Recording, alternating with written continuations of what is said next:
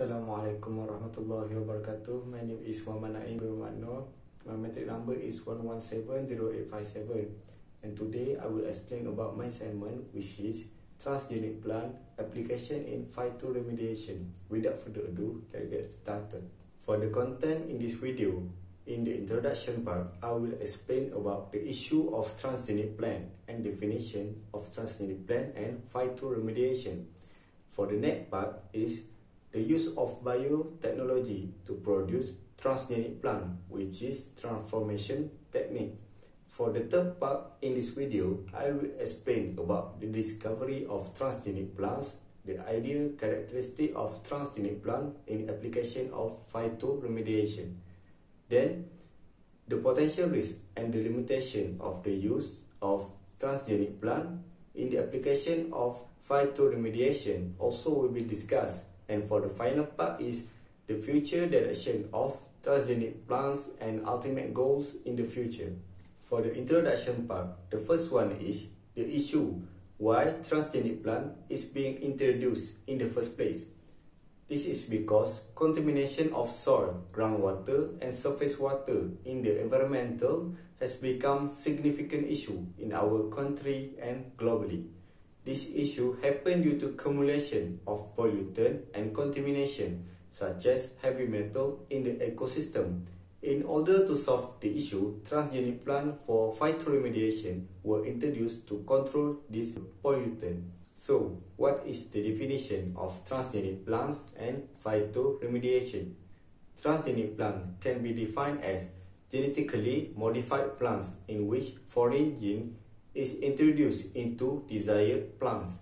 Meanwhile, phytoremediation, phyto from the word plants, remediation from the word remediate, so plant to repair, which means that a process whereas plant used as a tool of bioremediation of water, soil by extracting, isolating and detoxifying pollutants and contaminants in the ecosystem.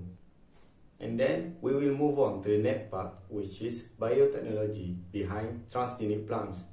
In fact, generation or production of transgenic plant is called as transformation technique. So, what is transformation technique and how does this technique is produced?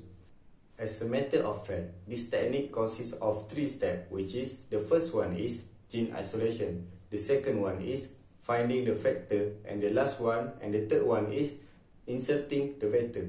In order to express source gene into the host cell, source gene of DNA must be isolated first, then inserted into a vector open plasmid, as you can see in the figure. After that, the foreign DNA will be inserted into host DNA, forming plasmid. They are ready to be introduced or expressed into the host cell. This is one of the examples of the production of transgenic plants. After the foreign DNA is inserted into the host cell, the plasmid is then ready to be expressed or introduced into the targeted cell. And then the targeted cell are grown in a culture, and then as a result, transgenic plant with desired traits such as high ability absorption of contaminant and pollutant is ready to be introduced. For this part, I will discuss about the application of transgenic plant in phytoremediation. So, in this part, I will explain what is the ideal properties of phytoremediation and the early discovery of transgenic plant in phytoremediation. Before that, we must know what is the definition of hyperaccumulator plants and why transgenic plant is related to hyperaccumulator plants. So, hyperaccumulator plants can be defined as plants with high absorption rate of contamination concentration through the process of phytoremediation. In fact, hyperaccumulator plant is indeed a natural plant which without biotechnology or transformation technique involved.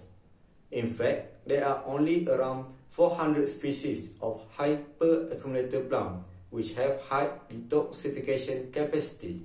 This is one of the reasons why transgenic plant is introduced in the first place. In fact, transgenic plants is introduced in order to create more ideal hyperaccumulator plants by genetic modification and plant transformation, as well as improving the performance of phytoremediation purpose. So, what is the properties of the ideal hyperaccumulator plants? For the first one is, hyperaccumulator plants must have the ability to absorb high concentration of contaminants such as heavy metal. These hyperaccumulator plants can accumulate heavy metal 50 to 100 times more powerful compared to normal plants. Ideal hyperaccumulator plants also are resistant to diseases, have extensive root system and can grow fast and have high biomass production. Based on the article, among the earliest discovery of transgenic plants in the application of phytoremediation was aimed to increase the tolerance of heavy metal. In fact, tobacco plants was genetically modified by inducing yeast metallothionein gene to increase tolerance toward cadmium. Besides, a type of mercury ion reductase also has been overexpressed in Arabidopsis, a type of mustard, which function to improve mercury tolerance. In 1998, Roche et al. Have developed transgenic yellow poplar, which is said to be high in mercury decontamination. In addition, Danaher et al. In 2002 also revealed that soybean has been modified by inducing foreign gene to make it as hyperaccumulator plants.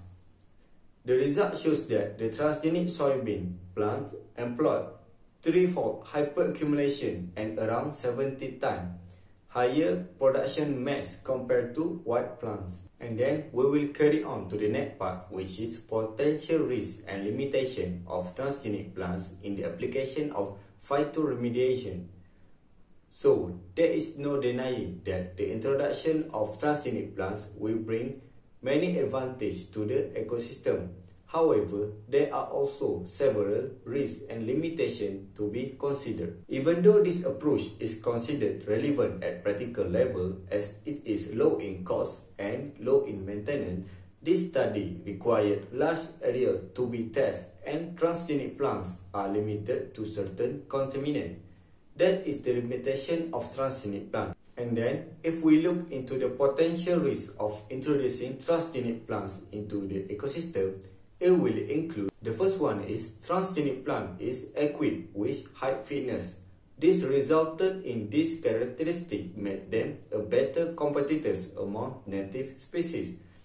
As a result, this will create a risk of invasion into natural plants communities. So, in fact, some advanced traits introduced into them through transgenic modification may permit them to escape from plant station themselves. From bad to worse, transgenic plants not only will invade into natural plants communities, but also it will increase the spreading of weed population. In the end, we have reached the final part of this video, which is future direction for the application of transgenic plants and ultimate goals in the future. In conclusion, transgenic plants undeniably have exceptional capability to revitalize contaminated land through phytoremediation process. However, the application of transgenic plants for phytoremediation must be further explored and studied to have better understanding on the effect of remediation of particular element or contamination on the transgenic plants. Besides, environmental risks of transgenic plants must be associated with long-term field testing as a way to determine the effect of transgenic plants in the application of phytoremediation. And lastly, the research also must include with the prevention technologies for the spreading of modified genes from transgenic plants into the natural plant habitats. That's all from me. Thank you for your attention.